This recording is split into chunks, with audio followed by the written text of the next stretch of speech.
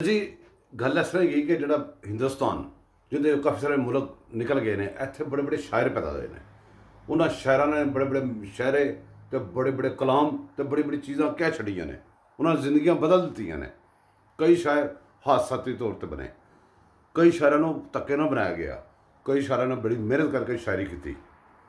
एक शायर नवा नवा पाकिस्तान की फौजी तनसीबात, अदालती तनसीबात, पाकिस्तान के खजाने, पाकिस्तान की हर चीज़ खर्च करके एक शायर पैदा किया गया है।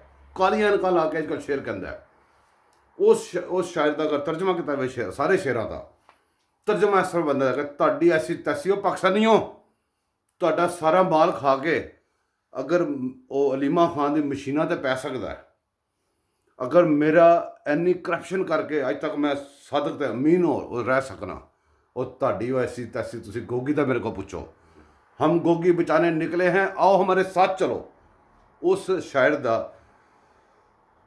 सिर्फ एक महीना पहले के शेर सुन लो तो कल यस्टरडे का मियाँ वाली के शेर सुन लो तो डुब के मर जाता दिल करता है उन्होंने बंद का जोड़े बंदे फॉलो करते हैं। हाली भी उन्होंने सही कहते हैं, और डुब के मर जाओ बेशर्मो।